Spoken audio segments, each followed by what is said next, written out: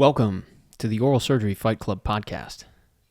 This is a collection of mock cases in the field of oral and maxillofacial surgery in a question and answer format conducted on Zoom. Enjoy. All right, Greg. So you called in. What we got?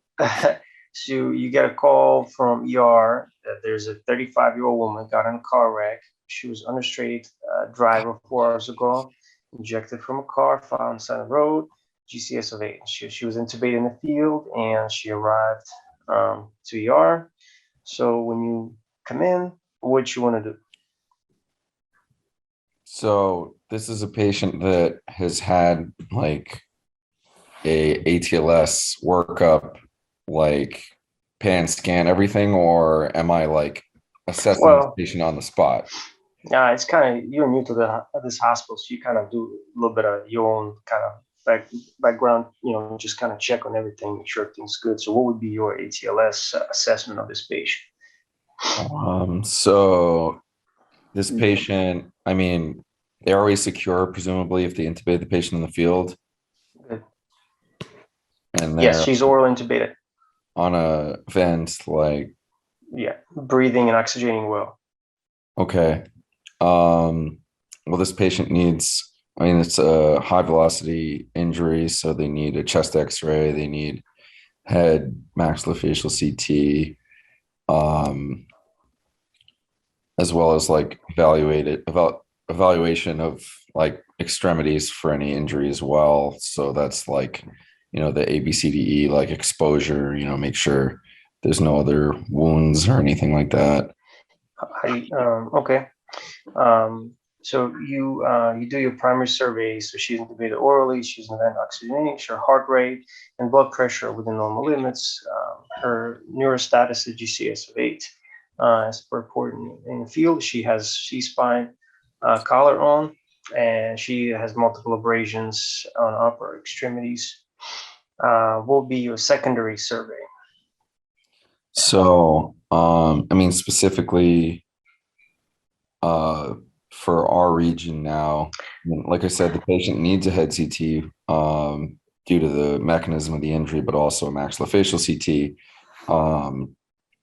I guess I'm getting ahead of myself, though. I'm going to do a physical exam, just for any, like, first, like, walk me through the exam. Go ahead with the exam. Like any like gross facial injury. Okay. Yeah. And then I would do like a head and neck exam. This patient is, I guess, sedated, so I'm not going to be able to have the patient participate, but you want to evaluate for any like facial lacerations. You want to make sure that there's no, like, I guess from top down, any lacerations. You want to assess the eyes and orbits, any bony stepping of the face, gradually make your way down to the mouth, assess for any facial fractures, any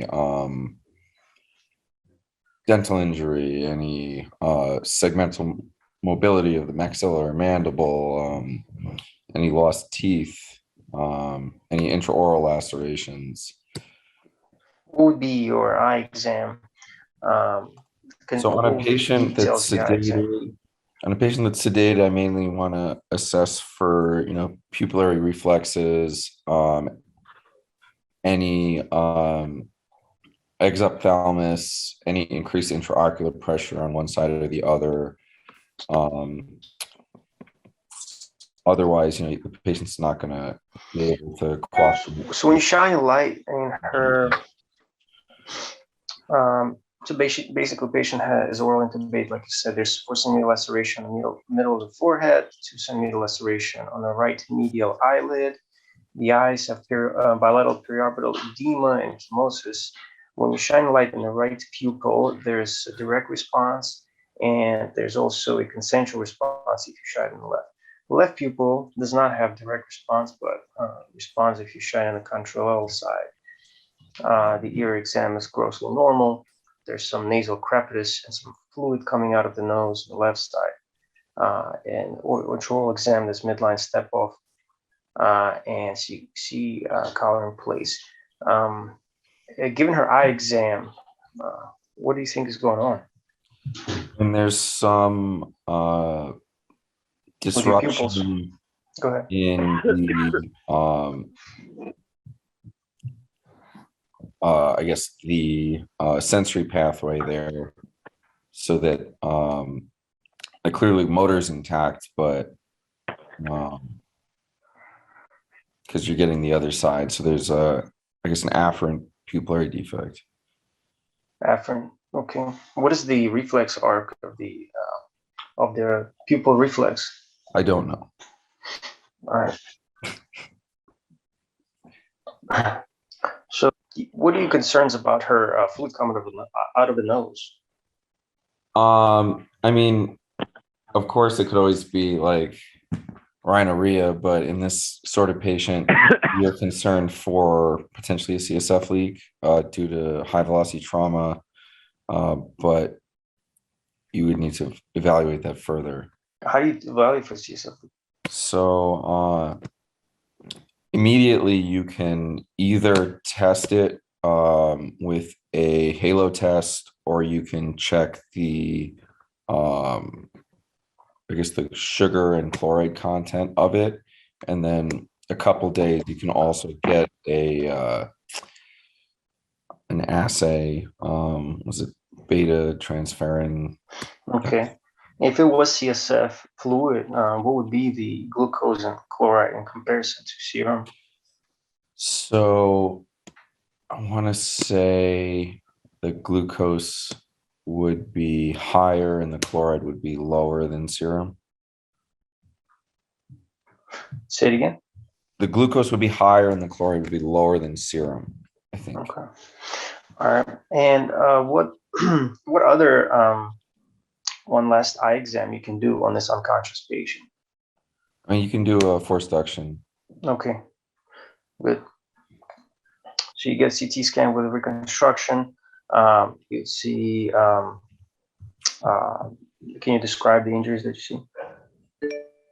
So I mean, this is just a 3D recon, but grossly, there are fractures of the NOE, orbital rims, orbital floors, maxilla.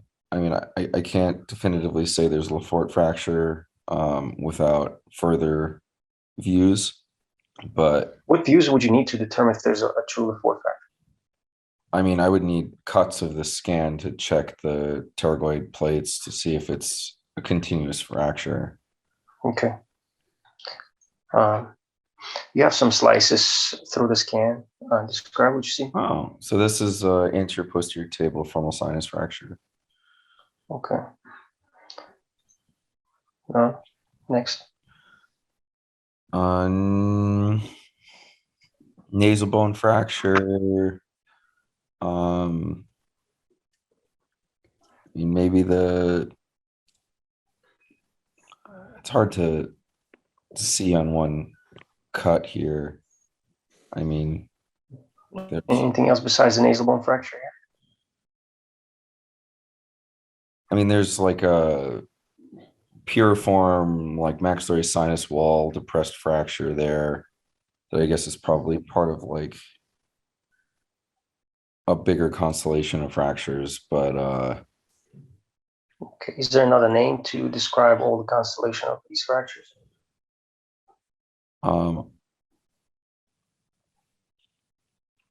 I'm not sure what you're getting at. What do you think about this fracture?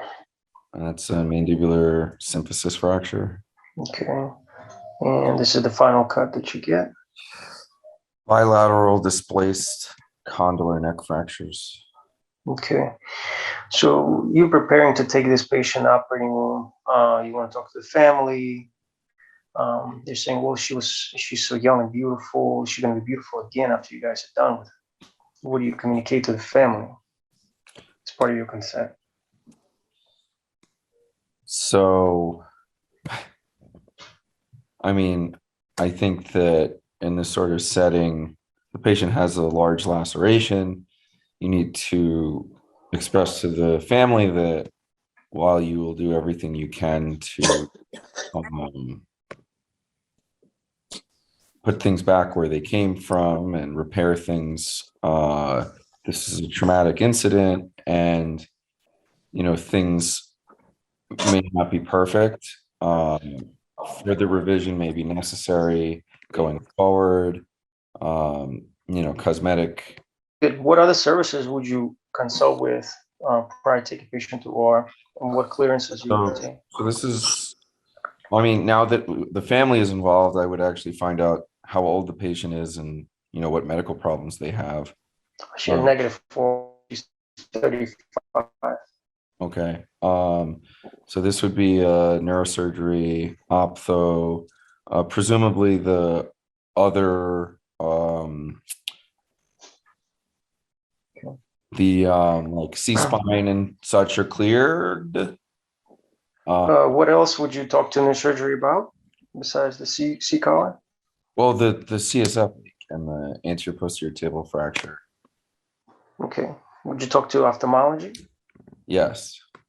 All right. And what would you communicate with anesthesia about? So I would tell them that this is going to be an extended surgery. They may want to have an A-line. There may be a considerable amount of bleeding, as this patient's likely going to need a coronal approach. What kind of airway would you plan with anesthesia? So this patient does have mandibular fractures. Yeah.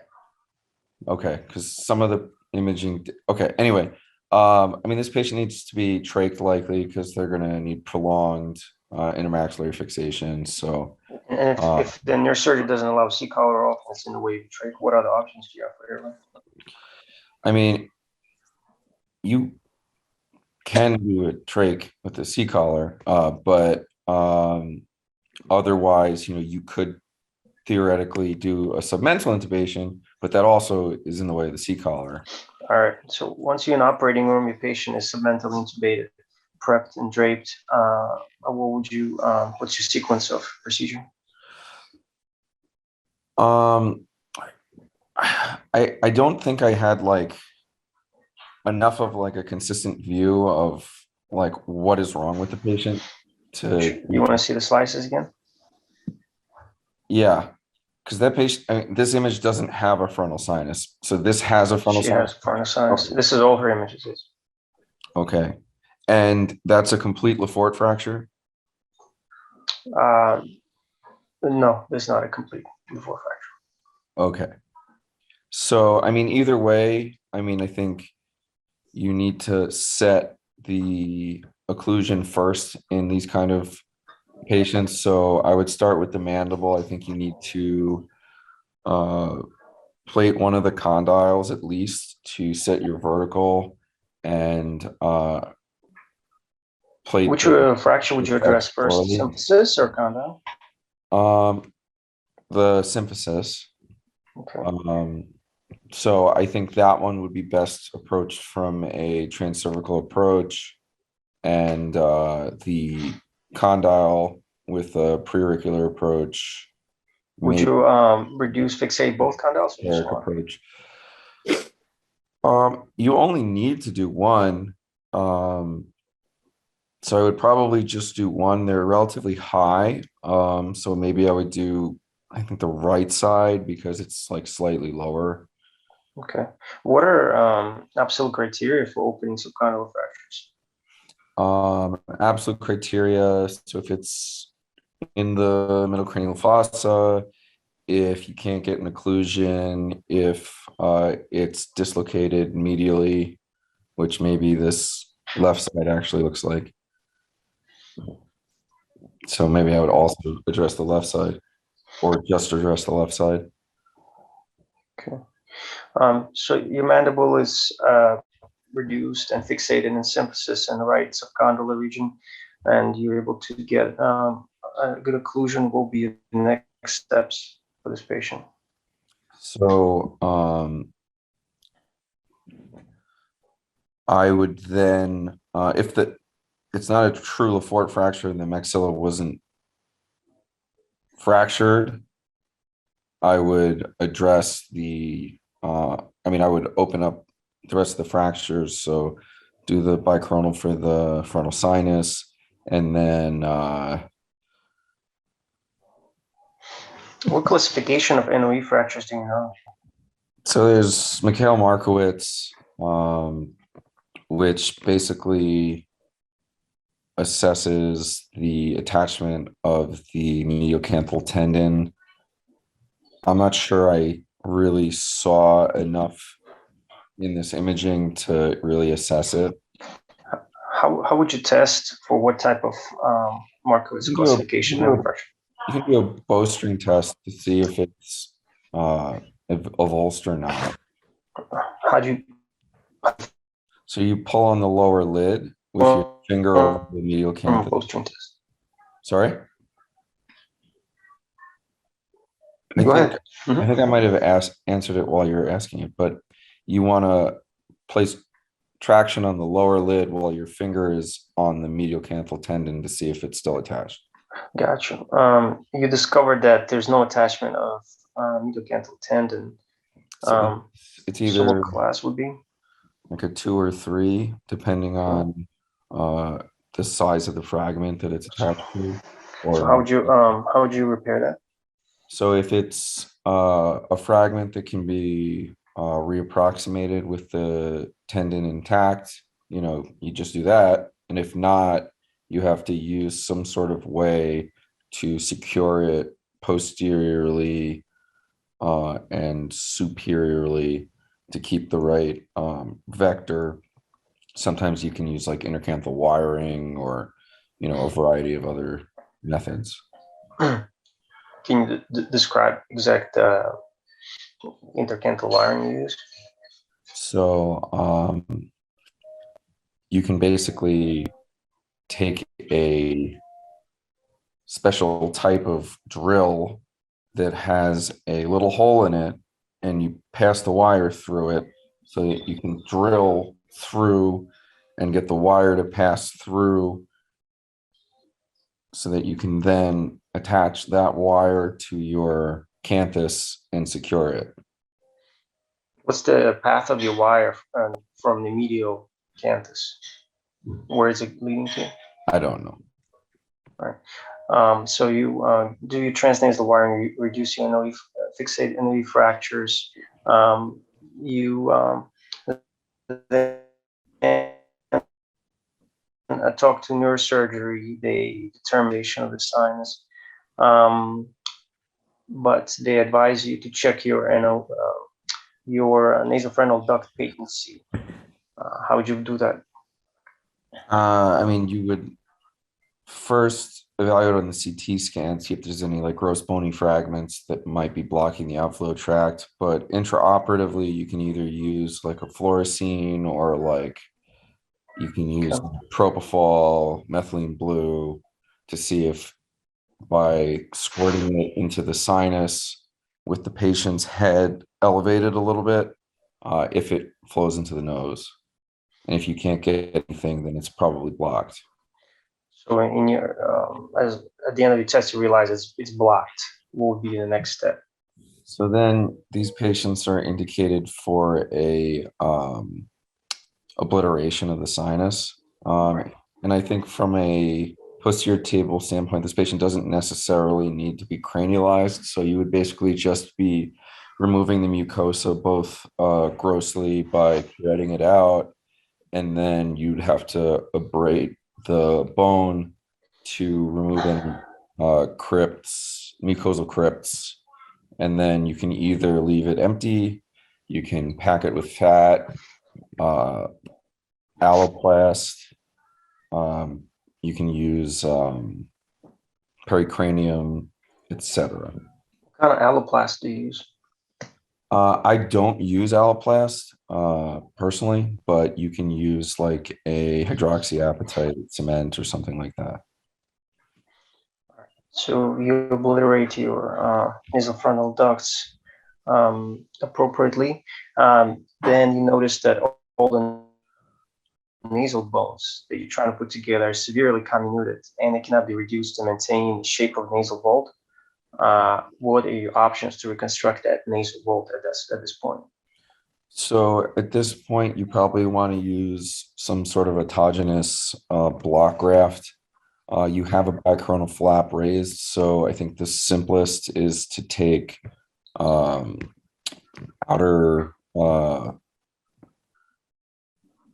take a cranial bone graft, which you generally take like sagittal bone. Okay. From which area do you take that graft? So you would take it from, like, I guess the posterior, like near your incision posteriorly. When you do the bicoronal, you would take like one cortex of bone. Which cranial bone would you use to harvest the bone from? I am blanking on the bone. All right, so you reconstructed your nose using the parietal bone graft. Hey yo, I gotta sharpen my swords for the oral boards. I learned him from Patel and he's the Lord. And I'm his protege, you know I'm gonna slay all these motherfucking questions today. Cause I got the sound bites, they're gonna make these old men go ooh, ah, like some afternoon delight. Yo, I got these questions in my sight and I got the answers. Yo, my answers is so ill, they give you canker sores. Thanks for tuning in to Oral Surgery Fight Club. For uncut episodes and sound bites, go to osfightclub.com.